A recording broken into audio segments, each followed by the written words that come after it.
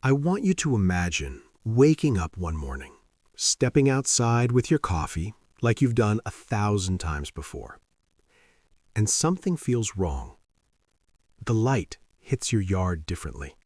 The birds are silent, and the shadow that's been there your entire life, gone. That's when I saw it.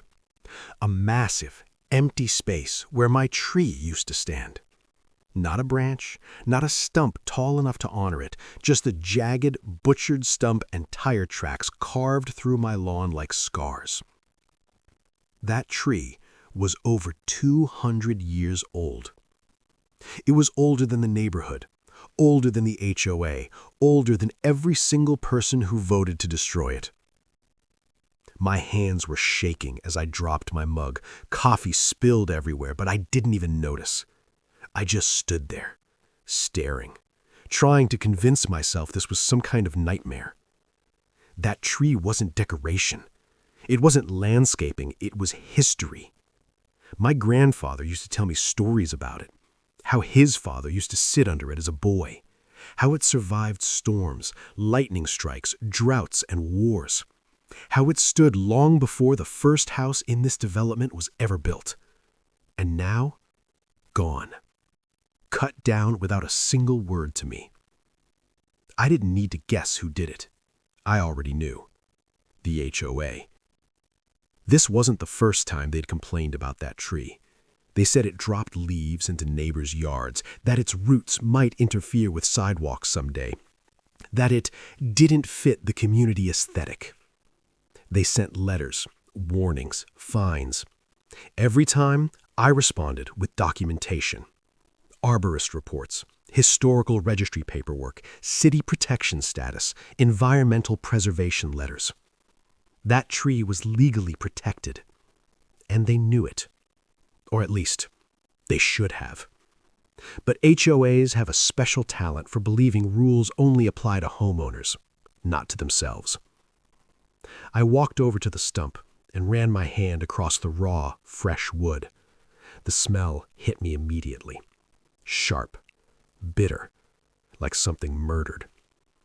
That's when the anger hit. Not loud, not explosive, cold. The kind of anger that settles deep in your chest and whispers, they just ruined their own lives. I pulled out my phone and started recording. "Good morning," I said quietly. "If you're watching this, the HOA just made the biggest mistake of their existence." By the time I finished filming, HOA emails were already hitting my inbox. Emergency maintenance performed. Tree posed a safety hazard. HOA acted in the best interest of the community. Lies. Every single one of them. What they didn't know, what they never bothered to ask, was that this tree wasn't just priceless emotionally. It was priceless financially. That oak was registered, appraised, insured, and documented. Replacement value alone? Over $1 million. And by cutting it down without permission, they didn't just break HOA rules. They broke state law. They broke environmental law. And they personally authorized something that would cost them far more than they could ever imagine. But I didn't tell them that yet. No. I let them celebrate. That afternoon, I attended the HOA emergency meeting they scheduled about my tree. I sat in the back quietly while the board members congratulated themselves, like heroes. The HOA president, Linda, smiled proudly and said, "We took swift action to protect property values."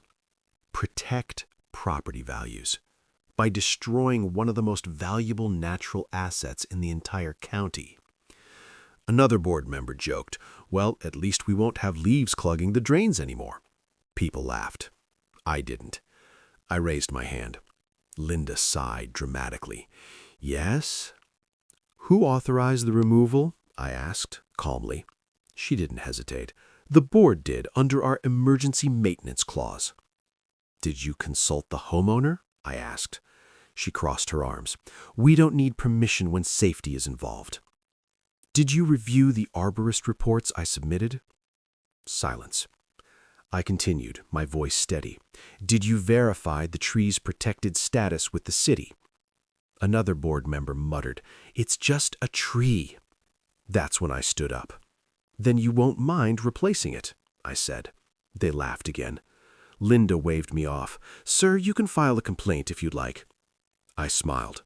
Oh, I will. What they didn't realize was that while they were busy playing dictator, I had already made phone calls to a lawyer specializing in heritage trees, to an environmental damage assessor, to my insurance provider, to the city's urban forestry department. By the next morning, inspectors were on my lawn taking photos, measurements, and soil samples. The city official looked at the stump and shook his head. Do you know how rare this was? He asked. I do, I said quietly. Who cut it? The HOA. His face hardened. Oh, he said, they're in trouble. Meanwhile, the HOA doubled down. They sent me a violation notice for the stump. I wish I was joking. They fined me for unsightly remains. That was the moment my anger turned into something else. Satisfaction. Because arrogant people always make the same mistake. They keep pushing right up until the moment the ground disappears beneath them. 3 weeks later, the HOA received a letter. Not from me, from my attorney. Inside, it was an appraisal report that made jaws drop. Historical value assessment, environmental impact analysis, replacement cost valuation, loss of ecosystem services, legal penalties. Total damages? $1,034,800. The replacement alone required importing of mature heritage oak, something that takes decades, special permits, and massive equipment, and that was before fines. The city issued its own penalties. The state followed. Then came the lawsuit. Individual board members were named personally for authorizing the destruction. That's when panic set in. Linda showed up at my door unannounced. She looked different. No confident smile, no smug posture, just fear. We didn't know, she said. Can't we settle this quietly? I looked past her, toward where the tree once stood. You knew enough to cut it down, I replied. She whispered, The HOA doesn't have that kind of money. I nodded. Then maybe you shouldn't have destroyed something priceless. The meeting that followed was chaos. Homeowners screaming, board members blaming each other, resignations flying. HOA dues skyrocketed overnight to cover legal costs. Neighbors who once complained about leaves now complained about bankruptcy. And every time someone asked how this happened, they looked at the empty space in my yard. I didn't celebrate. I didn't smile. Because no amount of money brings back a 200-year-old tree. But accountability? That mattered. The court ruled in my favor. The HOA was ordered to pay damages, fines, and legal fees. The board was dissolved. Linda lost her home when she couldn't cover her share of the liability. And the neighborhood? It changed forever. Where arrogance once ruled, caution took its place. The city planted a young oak in the same spot, not as a replacement, but as a promise. A promise that history matters, that property doesn't give you power over nature, and that actions, especially careless ones, have consequences. If you live in an HOA, listen to me. They count on you not knowing your rights. They count on you being tired. They count on you giving up. But sometimes, they cross a line so far, they forget who they're dealing with.